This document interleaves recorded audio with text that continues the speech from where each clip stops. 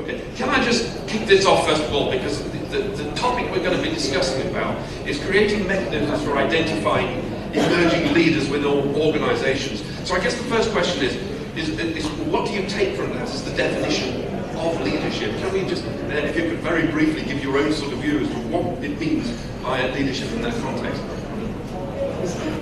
I would say ladies first, please. Yeah, sometimes, women empowerment really helps. Okay, I think me being a professor, I think I'm somebody who comes from a total academic background, considering everybody is an industry expert. I begin my leadership class by saying this, and I think there's this huge misconception. I begin my leadership class by saying a high performer is not equal to a high potential leader. And I think a lot of organizations are taking a misconception in terms of this, and a lot of people's leadership programs fail because of this. There's certain aspects, certain traits that we look at, and for me it's about aspiration, ability, engagement, and another aspect which is the challenges facing the organization. Somebody who can take in all, that's leadership for me. So that's a pretty interesting perspective that you have given. If you look at all the technology-led disruptions that are happening in the market, the business models are getting redefined, and the definition of leadership or the role of leadership is also undergoing a change. So you have, for example, an Amazon coming in and the retail industry is disrupted. Uber is the largest taxi provider in the world without owning a single vehicle, right? So similarly, in rest of the industry also, the leaders are not people who are traditional people managers anymore. So I come from an IT and consulting kind of a background, 2.5 decades in that. Traditionally, the leadership was about how many people do you manage. I manage 100 people, I manage 1,000 people, and you're a greater leader because of that. Now it is about something to do with, can you be a disruptor in the work that you're doing, right? So in the industry I come from, we work with clients and provide them solutions. It used to be a reactive mode of working. The client would come in and say, this is what I want you to do. Today it is about, the client does not understand the disruptions that are happening in the industry. I mean, it's happening at such a rapid pace, right? So the leader is someone who can help provide that edge to disruption. They need to, the attributes that are there in a leader have undergone a fundamental change as well. Earlier, if you knew your subject well, you were a subject matter leader in that area or a people manager. Now, the skills that are coming to the fore for a leader are more like human interaction skills, for example, right? How do you work collaboratively with an ecosystem which consists of small and big partners? So everything around leadership has changed, and probably as we take it forward, more such facets will come up from this. Thank you. Perspectives? Yeah. To me, I think irrespective of the age and the industry that you're in, a leader is someone who is successful. It could be an organization, it could be an individual. And where does the success come? As long as you can repeatedly excel, I think you call it success. So I would define anyone who is successful as a leader. I mean, what goes behind it, there are a whole lot of traits, of course, but the key essence is as long as you're successful, you're always known as a leader. Thank you. All right, broadly leading others, leading situations, leading self. I think leadership in true sense is when you are able to lead self, even in context of leading situation or leading others also, because there are enough instances where I have led others by virtue of my position or power arising out of that position, but have I actually been able to manage those guys deliver at their best levels? Have I been able to actually take the collective output to the next level completely? That's where I need to be reflecting on what I've been doing in the past. So that's where leading self becomes even more front end. So I believe leadership in one simple expression is leading yourself in the changing context. Okay, thank you. So we've got a broad picture of leadership around the sort of the softer aspects of what we might describe as leadership skills. One of the things that's always intrigued me in organisations, and going back to the presentation I gave this morning, talking around about what Jack Welch was doing within General Electric, well, the issue in many ways is what had happened is that the people who are good performers, but not necessarily good leaders, have been promoted. And it seems to me in many organisations it's very difficult to find somebody who maybe has good leadership skills, but maybe isn't such a good performer. to actually rise above their current position. So how, in your views, do you actually prevent that scenario occurring? The good performers are getting recognised and promoted, even though they're failing in the leadership skills, and that then can become a blockage in the leadership pipeline. Who wants to take that?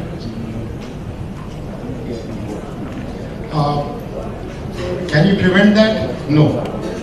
Because by virtue of tenure and having proved your contribution year after year, you feel entitled towards next level. And next level means others' career will also become at stake along with you, because they will be all working as part of your team. So how do you actually improve the complexion of this situation? You might not be able to ignore best performers just because they don't have this capability of leadership, but you might be able to actually give them some real inputs, on-job inputs, whether it is through leadership coaching, performance coaching, executive coaching. I'm referring to a conversation I had with one of my presidents only yesterday about a vice president who is actually damn good in his work, but just not good enough with others in terms of collaborating cross-functionally. And therefore, is there a situation for us to really give him a very focused input on interpersonal skills? Guy is very good in his job, but on this there is a rough edge. So rather than ignoring this good performer and looking for a better leader, that's actually not very common to get a better leader. We need to be continuously in the journey of converting great performers into good leaders. That is my humble submission. Just to add to what he's saying, there's this really interesting research that we conducted around 4 continents. And we surveyed 2,500 companies just to understand how effective were the leadership programs that were conducted. And it was flabbergasting to actually understand the numbers. We got 56% of HRs who turned back to us and said that they found their leadership programs ineffective. We had a staggering 5 out of 6 HRs who said that they were dissatisfied with their leadership programs. And we also found out that the ones who actually ended up taking those leadership profiles after they took up their jobs, 46% of them were ineffective in their jobs. And when we did a further analysis, we found out the reason why this was happening was the very way in which companies were defining leadership was this: high performers is equal to high potential leaders, which is not the truth. I think the very definition, we have a very traditional notion of leadership development programs, and we're trying and implementing and executing it accordingly. And up to a great extent, I think that is where, I always keep telling my clients this every time I go for a consultancy, like what Albert Einstein said. Insanity is where you keep doing the same things over and over again, and you expect different results. A very root of the word leadership itself is something that is questionable. So you cannot expect these leadership programs to work well unless you do not really get this definition right. I wanted to build on that. As an organization, we've always said, focus on the number of experiences you have in a year rather than the number of years of experience you carry. And I think that's very, very critical in today's age. And the second strong belief that we have is, we all do assessments and here are your development opportunities, but we say, okay, let's focus on your strengths. So let's identify your strengths and just build on that. I think that's another way to look at it. And the third one, which I strongly believe is, we all do our leadership programs as part of any organization, and we say, hey, accelerate the high potential. How do we really build high potential? But the high potential is known. So how do we find the hidden talent just becomes very, very critical. And I think it's important to focus there to see, really look at those emerging leaders within the organization. So what we do at Trians is we have a 9-box model for identifying leaders. So one axis of the 9 box is performance. You have low, medium and high performance. The other axis is potential. So again, coming to your point of low, medium, high potential. So you have these 9 boxes, and we look at the top corner over there, which are where the emerging leaders are identified. So everybody is segmented based on your traditional assessments plus based on certain other characteristics as well. So if you are high on performance, it's not necessary that you are leadership material. You may be doing the repeatable work really well. Doesn't mean you are a good leader. But if you are high on performance, medium or high on potential, you can be groomed into a leader. Likewise, you could be, so the other way around as well. You could be medium on performance, high on potential, you could still be a leader. So out of the 9, there are 3 of them on the top corner, where we look at them as high performance emerging leaders. And then there are intervention programs designed around that. Not everybody goes through it, some people drop on the way. So there's a bit of science put behind the art as well. Okay, that's great, thank you. Right, what I'd like to do now is throw it open to the floor for questions from the floor. What I would ask you to do is, if you want to ask a question specific of somebody, can you press it to them? Because we won't have time for everybody to give an answer to every question, and if they come up a bit repetitious. So if you want to address it to somebody, then please do so. And can you please keep your questions short to the point? And please can you make sure you ask a question, not make a statement. Thank you. Here is a question. Volumes of materials have been written on leadership, but I have 2 acid tests, and I would like to ask you, what is your take on these 2 acid tests for a true leader, for a super leader? The first acid test I have is, anyone who considers a leader should look back and say, do I have blind followers? Many blind followers. This is the first acid test. And the second acid test is, how many leaders I have created under me? These are the 2 takes. What is your take on these 2 things?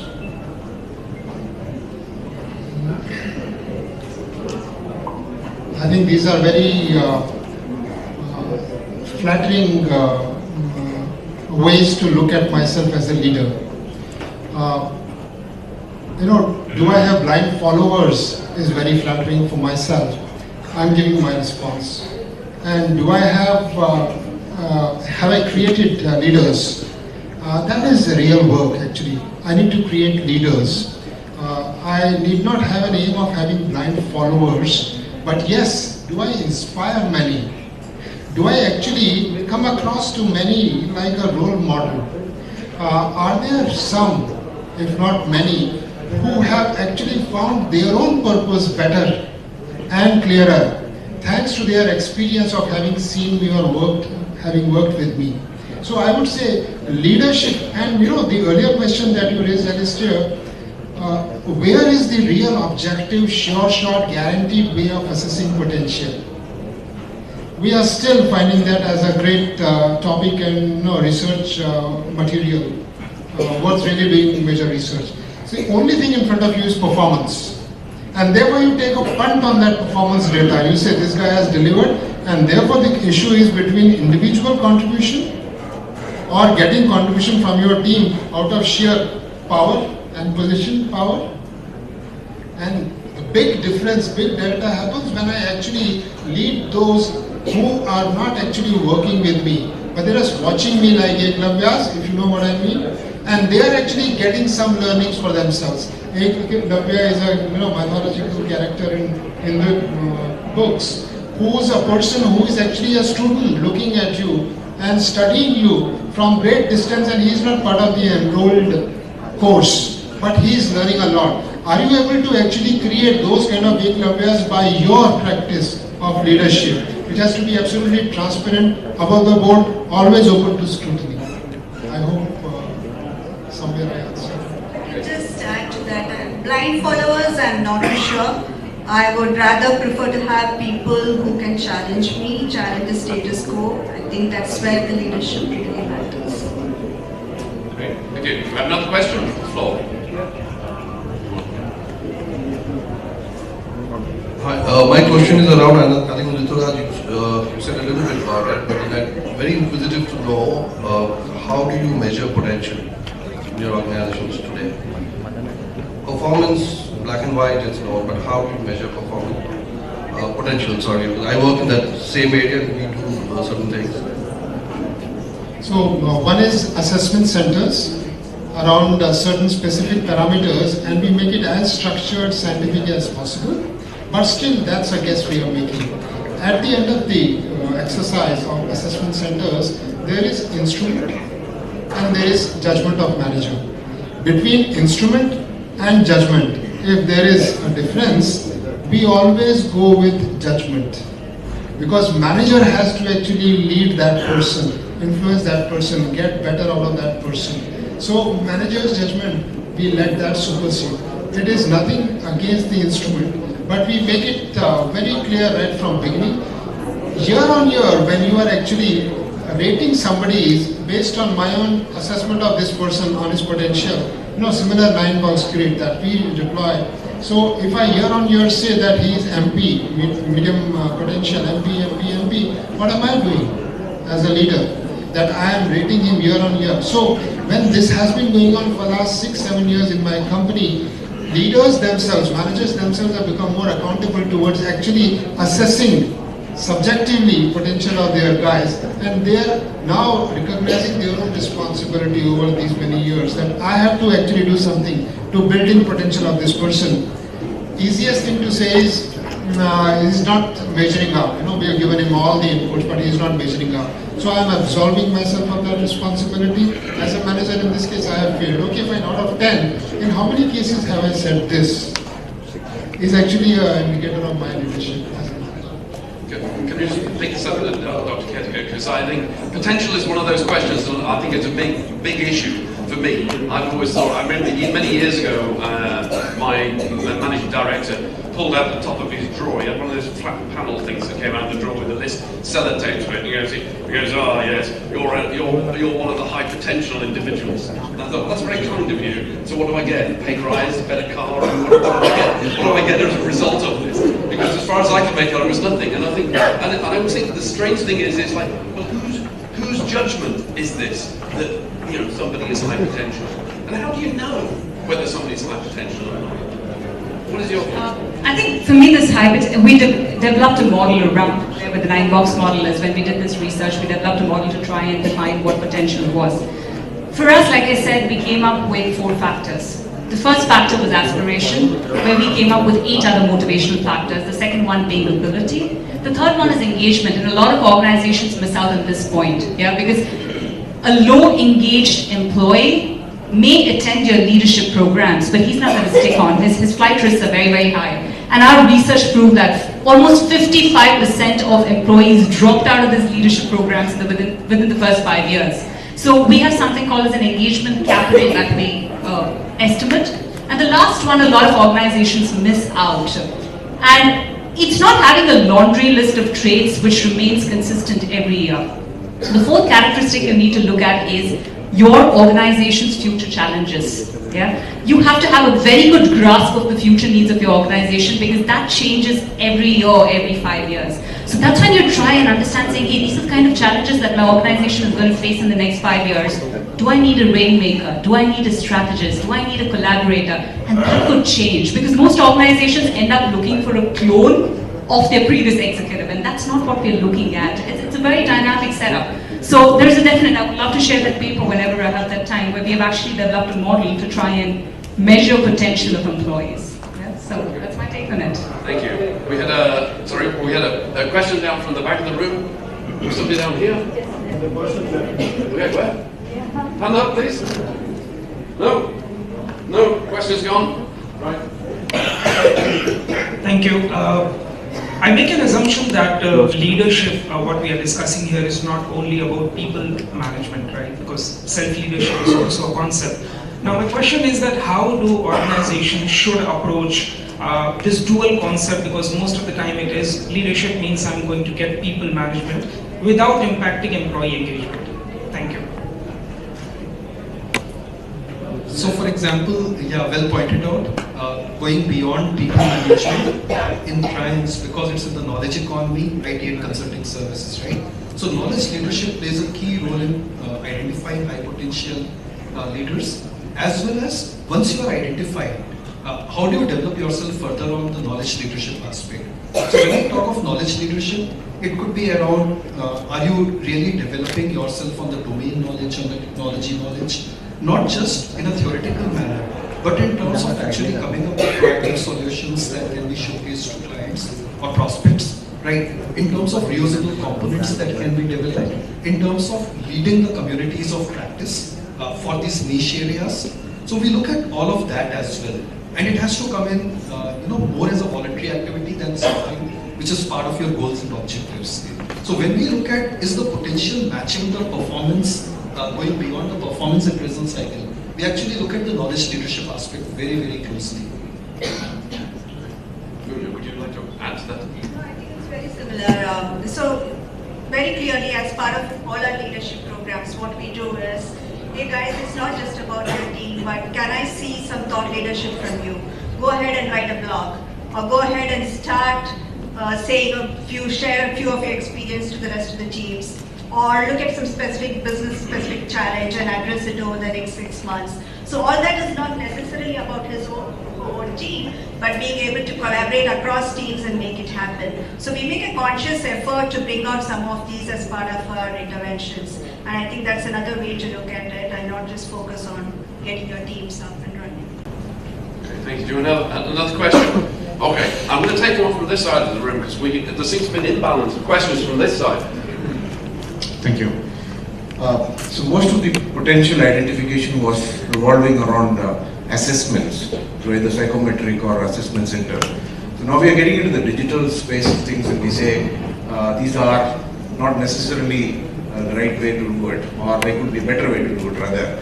Are there some thoughts or ideas that you have on how these informations that you are currently extracting from the assessment centers or from psychometrics could be collected digitally during the lifespan of engagement with the employee? I'm not too sure whether I would be able to provide the right answer, but here is what we have attempted to do, to be honest. Of course, all the assessments over a period of few years have thrown up a lot of data, and we do have some data to say who is who and who has really turned out to be our future leaders.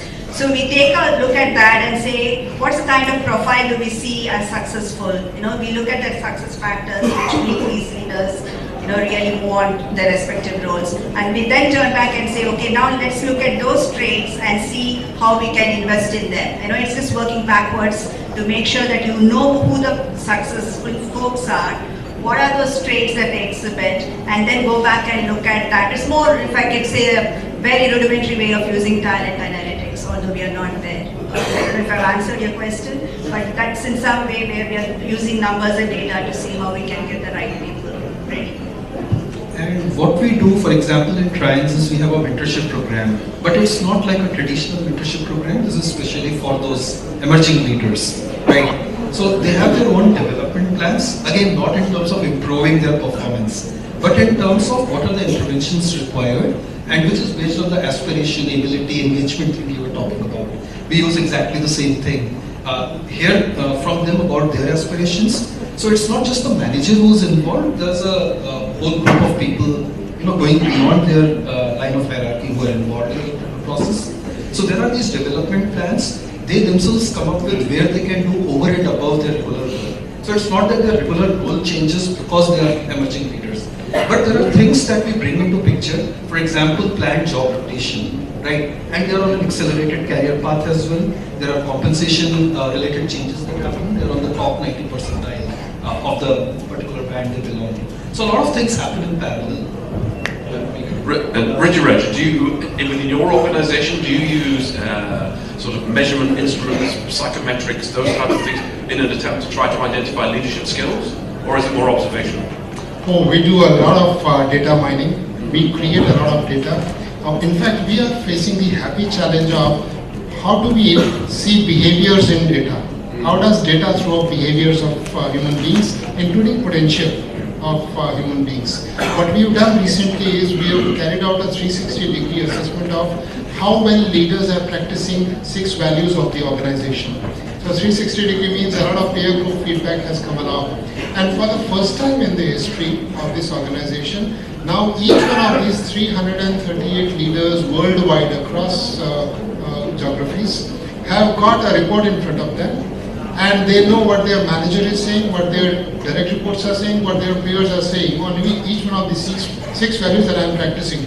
It's not about performance, it's not about potential, but it's about what this company believes in, and these are some basic values any human being would also have to believe in.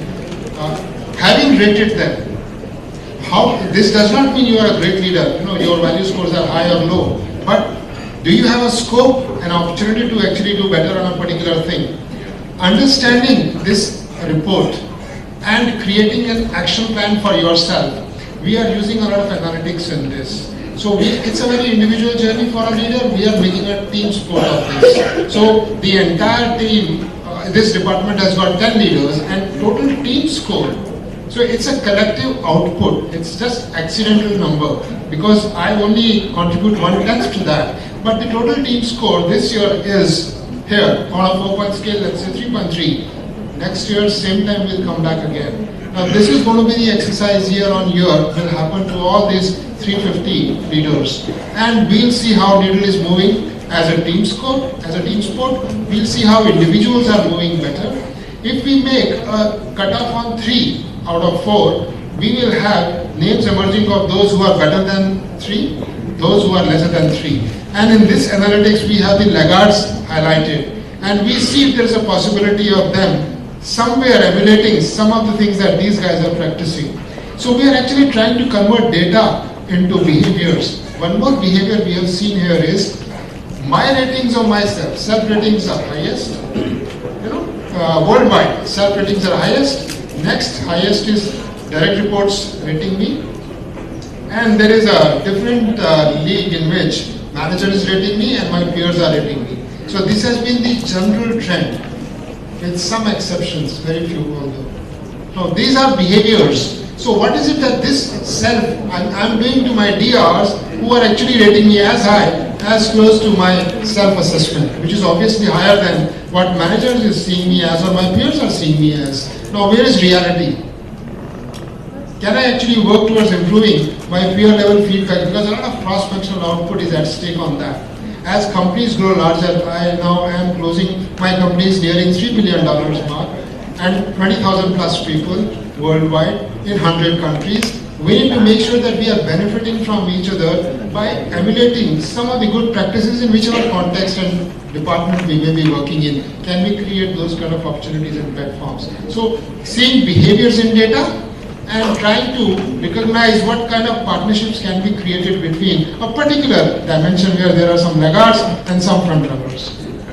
Okay, can we just have a show of hands actually on this? How many of you in your organizations are using assessment instruments as a means of identifying leadership skills?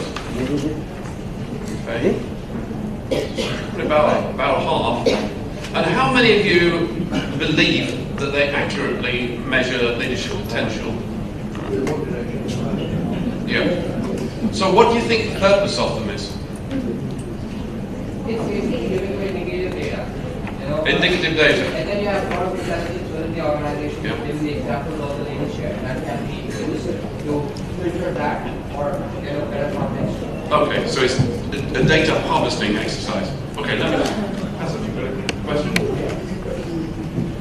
A question to the panel. Basically, what happens is that some people are found in organizations who are good leaders and also good performers, but they cannot actually allow other leaders to grow. They feel threatened, and they actually stifle leadership growth beneath them or around them. And they engage in organizational politics and try and elbow other people out. But they themselves are also pretty good at what they do, and they themselves are also good leaders too in terms of the work they do. So how do we manage those people, continue to make the best out of them, and encourage them to allow others to grow as well, and make them feel that others growing doesn't cause them any threat? I think I have a very pertinent example, which is real life example. There is this top talent, so leadership development initiative intervention that has been going on in my company for last 8 years. 6 months back, one of the leaders similarly exactly asked this question. This initiative has been going on last 7-8 years. What has happened? The easiest thing for anybody to is ask this question. What has happened post this initiative or since this initiative? So we need to have a lot of data ready. So we got data in place. We said, okay, fine, we'll come back to you as to what has happened. 20 guys have been consistently rated as HPHP in the year 11, 13, 15. And they are still there in our 18 list, 17 and 18 list. Out of these 20 guys who were junior managers, most of them, back then in 11, Today, 8 have become general managers. So it is junior manager, senior manager, general manager. In between grades included, this is 4 times jump.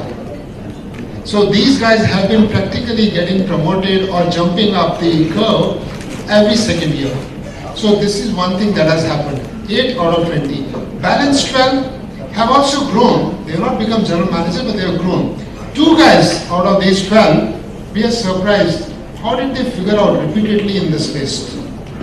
Now the guys who have actually listed them or selected them in that list 4 times over the last 8 years have something to take home about and think about.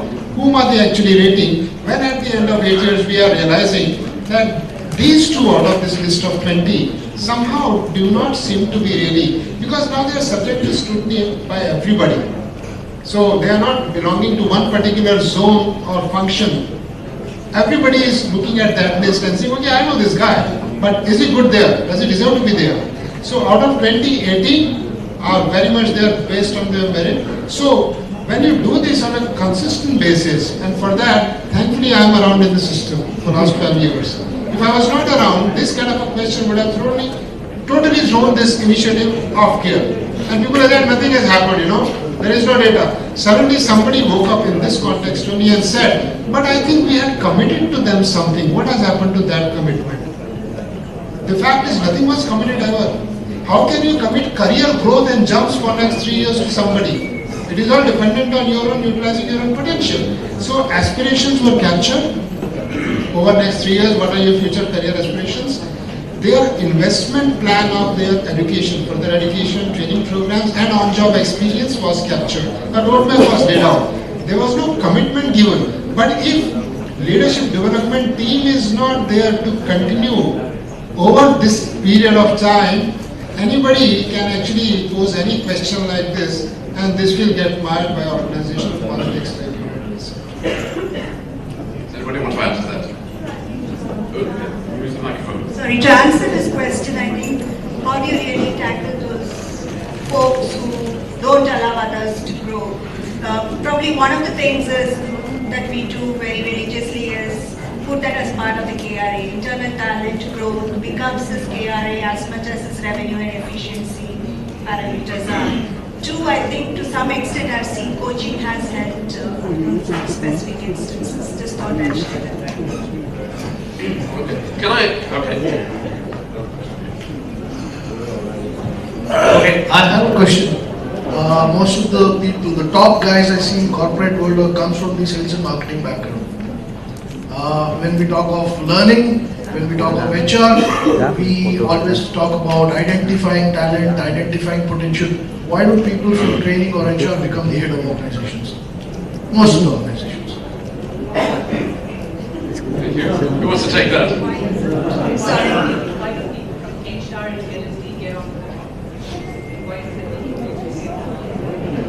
So, there are exceptions as well. For example, I was in Wipro for 2 decades.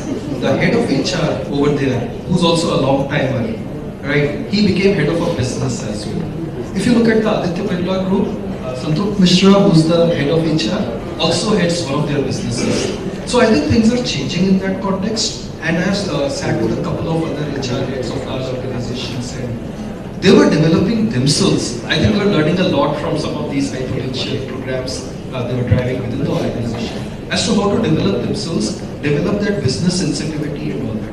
End of the day, an organization exists. I mean, I'm talking of for-profit organizations. For them, what is paramount is sales and profitability, right? Everything else is operational and internal. I mean, that's the bottom line, whether we like it or not. And that's where the sales and marketing guys tend to score because they have a deeper connect with the customers or they know. CFOs have started becoming heads of organizations as well.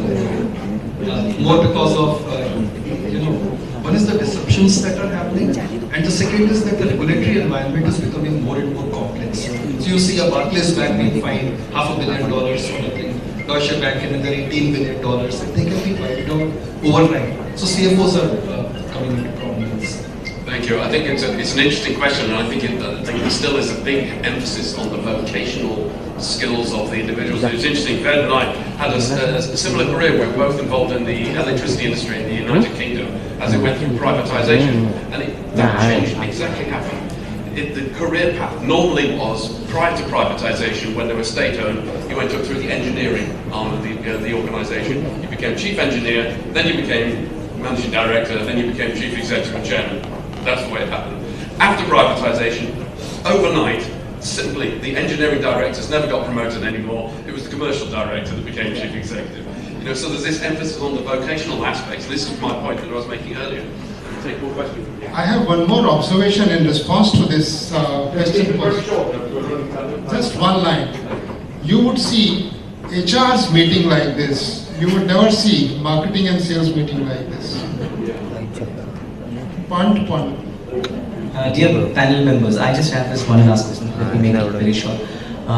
See, now you've mentioned about this 9 grid mechanism, talent development strategies. Every mature organization is trying to implement all this.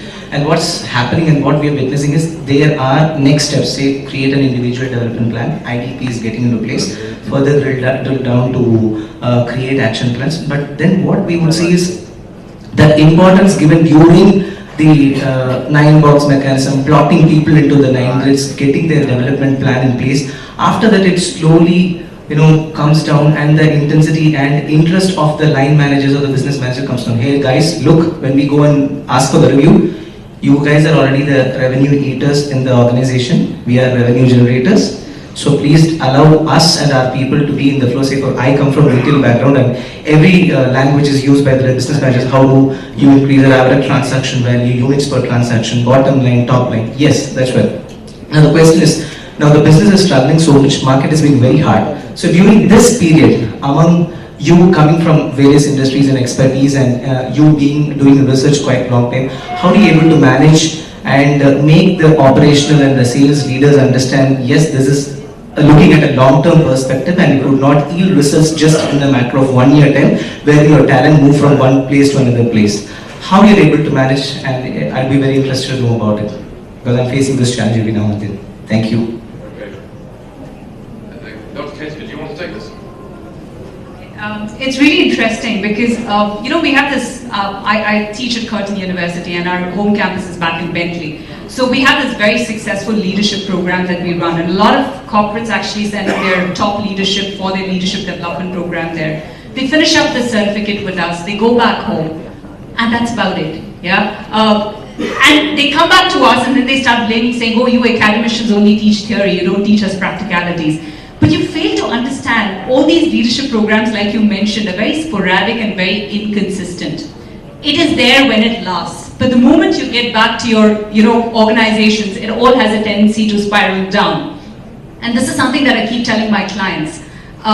When you want to learn to play a violin, you cannot do so by listening to the radio. You have to know how to catch the violin. You need to know how to use your fingers, when to tilt your head, when to use your, light fingers, heavy fingers. Only then can you learn to do that. So unless organizations don't really have an action plan, which is on a continuous basis, like, there was one of these organizations that I consulted with, we developed an action program where an entire 1-year program was designed, where they were given real life situations from the organization to solve after they finished their leadership development program. So as you rightly pointed out, thank you, because a lot of people blame we academics for it, but we need this action plan happening on an ongoing basis rather than having it just on a very sporadic and inconsistent one. Yeah. And I can share some data points from my organization itself. So for example, the IDP plans for emerging leaders, when it was rolled out 3 years back, the attrition rate in that particular segment, only in the emerging leaders who were identified, was something like 20% in the year 1, when the organization itself was learning about the whole process. Then it came down to around 12%, and now it stands at 2% when there is active interaction happening on the program. So how did you do that? How did you create that belief system in your leaders? I think it's active engagement. So basically there are 3 different legs on which the whole thing rests. One is, how do you engage better with them? Second is, how do you help them develop further? The third is, how do you retain them with some of the compensation benefit kind of things. So on the engagement, for example, and this has not happened, but it is being rolled out. There are international employee exchange programs being worked on. So a person from Triance goes to an organization in the US, works for 2 months over there, with a predefined project over there. Somebody from there comes over and works in Triance, right? And it's not on the normal IT or consulting projects. It's more about building a strategy or something else. It's almost like an MBA internship, you could say. But these are employees, right? Another example is every month there's a CXO connect that happens across the world with these employees. So that there's a constant engagement that is there. Then they are designated as brand ambassadors within the organization for different initiatives that happen. And they carry that label, win the pride, right? So you do all of that. On the development front, obviously you have these interventions, you set up conferences and seminars, you even give them sabbaticals if they want to pursue a passion that they have, a paid sabbatical, right? So those things happen. On the other retention part, for example, if there is an IP that they lead in developing, then they get a percentage of the revenue as well, right? And we haven't started that, but we are going to start that. We are going to patent some of the frameworks that they're designing, and their name would be with it. Obviously, it's the organization that carries the main name, but their name would be carried. So we feel quite proud about those things. Just a question for the audience. How many of you think that leadership is a skill that can be taught? Put your hands up if you think it's a skill that can be taught. Okay. It's interesting. Not a great deal. So the rest of you think it's something that's innate? That is natural? Yeah? That's another question. How old is management? Since the time of inception, okay. When was the time of inception? I'll tell you, management is about 250 years old. That's all. Management, the discipline of management was invented because of the need for large-scale organizations at the time of the Industrial Revolution. The word management comes from the French word ménage, which is those circular rings where they put horses in and they put a lead on them and they whip them. So when you feel as though you've been walked in circles, when you feel as though being walked in circles and beaten, you've been managed. Okay, how old is leadership? It's 50. It's his birthday. Leadership's natural. It's in the natural world. It's all around us. You see it there everywhere. Natural is instinctive. And when I get asked, can you teach leadership? I say, no, you can't teach leadership because you don't need to. Because it's innate. So to me, it's about bringing it to the fore. And I think it's quite interesting in this discussion, looking at how you analyze data, how you look at these. I think the good thing is that organizations are actually thinking about doing something around leadership skills. At least the discussion is there, I have to say. I still think that actually, hands up if you think you have more potential in yourself than you actually get to do a work. Yeah, virtually everybody. Hands up now if you think that the organization knows that you have that potential.